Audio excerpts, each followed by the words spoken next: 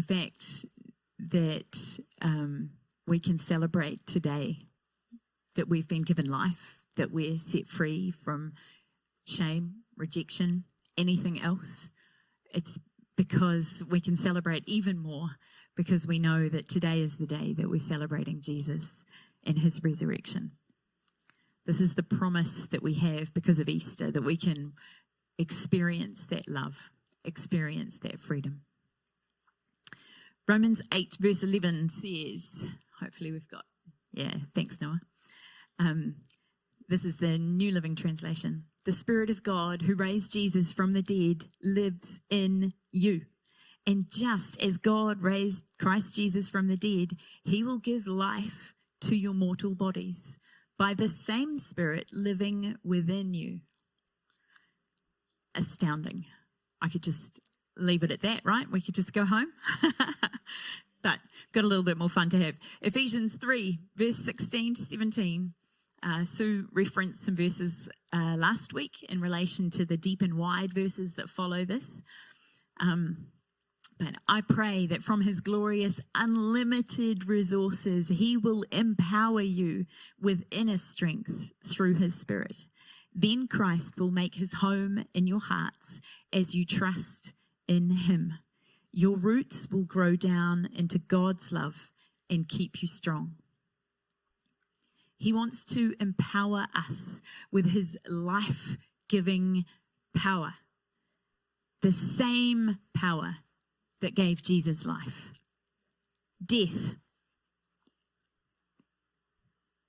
I don't know how many of you have got a dead pot plant lying around in your house, but death to life. Not just a nurturing to bring back something that was maybe got some little bit of life left in it. This is like well and truly gone. And Jesus was dead and God breathed life into him. He breathed life into him. Death to life. That life is in us.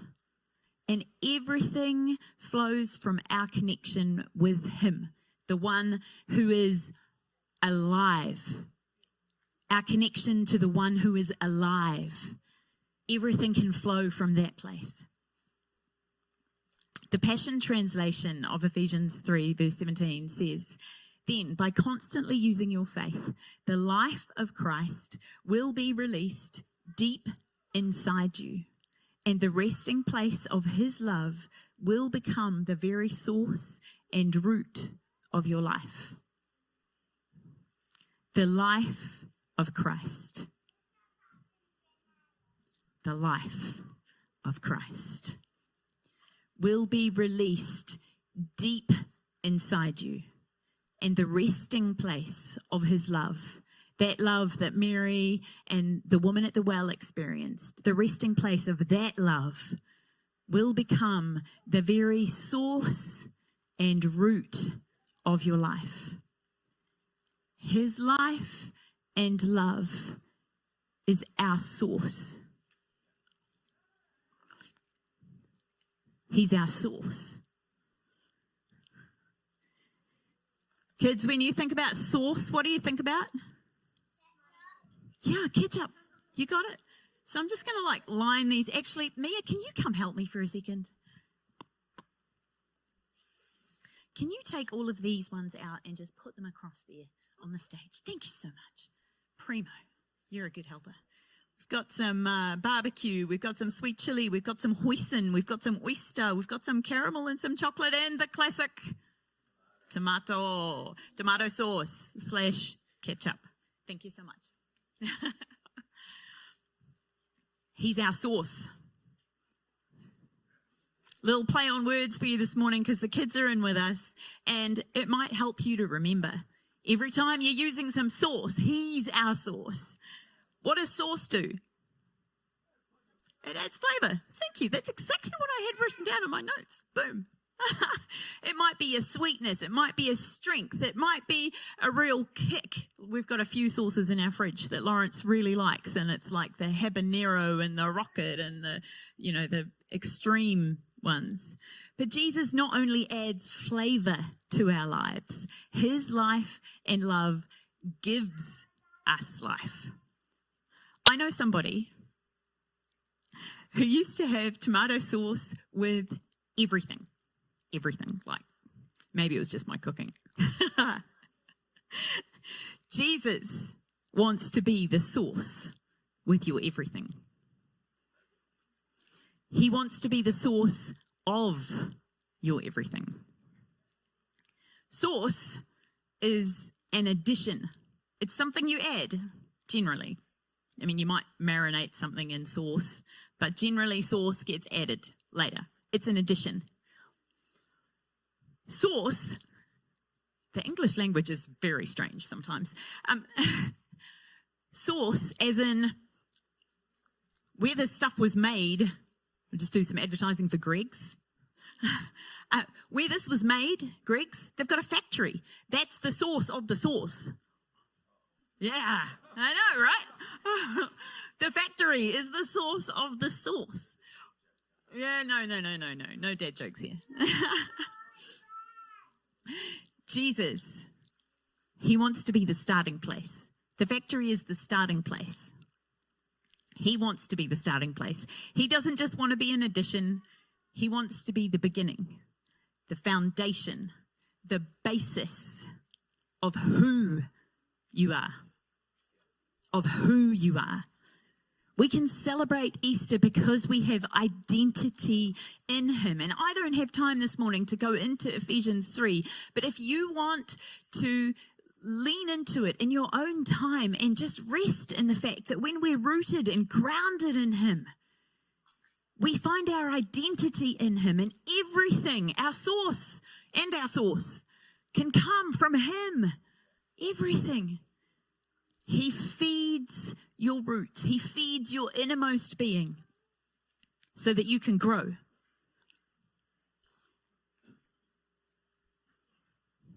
So that you can grow.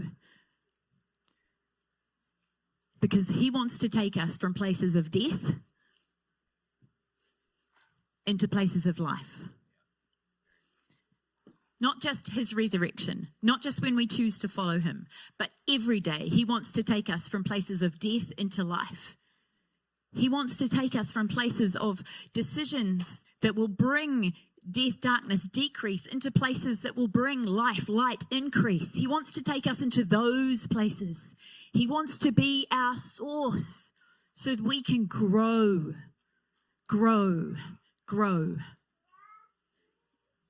Just going to read Romans 8:11 again. The Spirit of God, who raised Jesus from the dead, lives in you. And just as God raised Christ Jesus from the dead, he will give life to your mortal bones. Oh, sorry, your mortal bodies.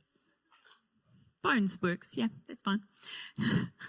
This one here could definitely use some life in its mortal state. He gives life to our mortal bodies, life, by the same Spirit living within you.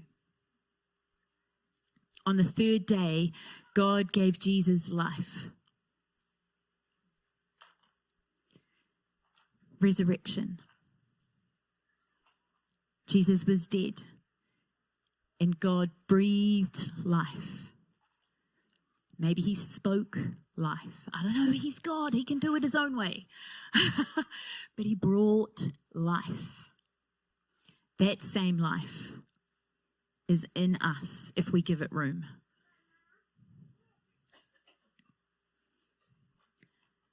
The life of Christ can be released deep in us, like a spring. The life source, the beginning, the start, everything can flow from our connection with him. A river starts with a spring, the source, and everything can flow.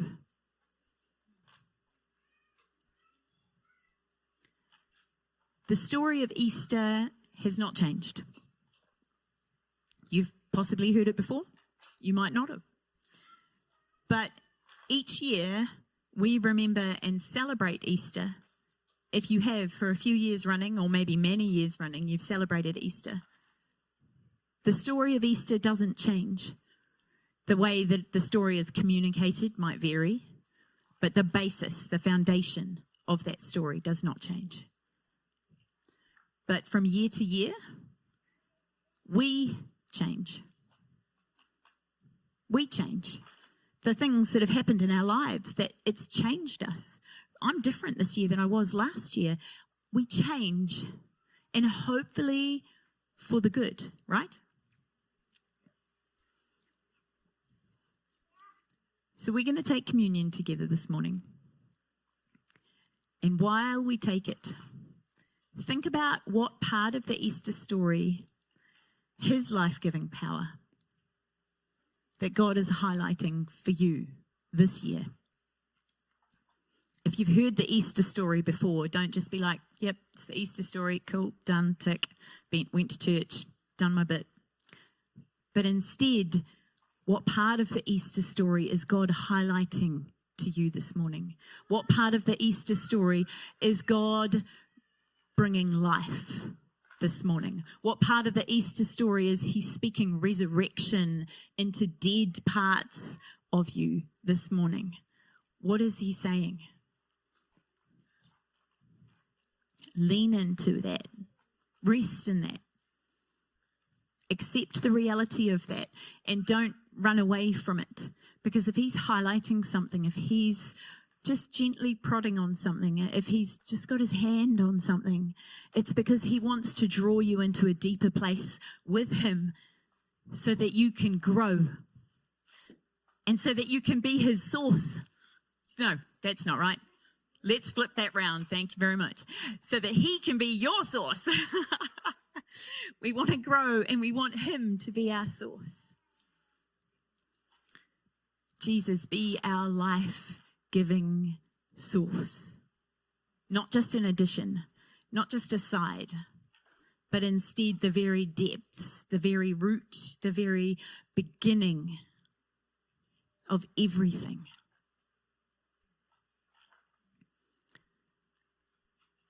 What does he want to reestablish this morning? Maybe there's something that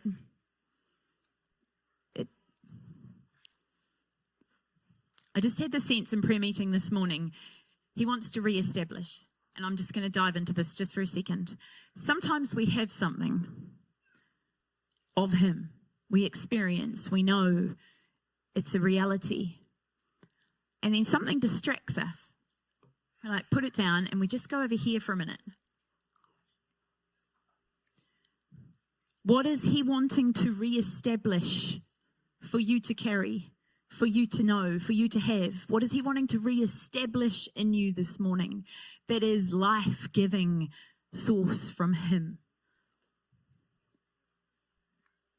He wants to do new things, not just reestablishing old things, because resurrection is about new life. So what new thing this morning does he want to do? What new thing this year does he want to do in you, through you? We celebrate his resurrection life.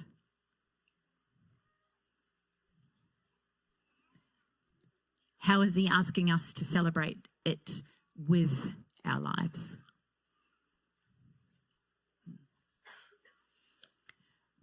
We're going to watch in a minute a video. It's a lyric video from a Phil Wickham song.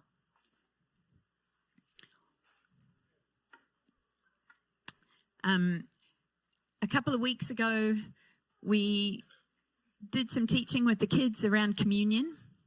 Kids, just to be honouring and respectful of your parents, just check with your parents that it's okay if you take communion this morning.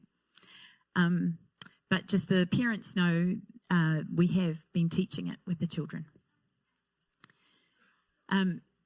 Everybody here who is a follower of Jesus, you're very welcome at the communion table. There's nobody that is excluded from this. If you believe in Jesus and you follow him with your life, all are welcome. So during this video clip, feel free to There's one table here, one table here. There's also a table at the back. The table at the back has gluten-free. We've got hot cross buns as the bread today. So feel free just to pick up a piece and yourself break, remembering how his body was broken. And as you drink, remember how his blood was shed. But most of all, as you sit down and you reflect and in your own time you take communion, ask him what part of his resurrection he wants to be moving, activating in your life. Not just today, but from here on out. Because he is the life giver. He is the basis. He is the source.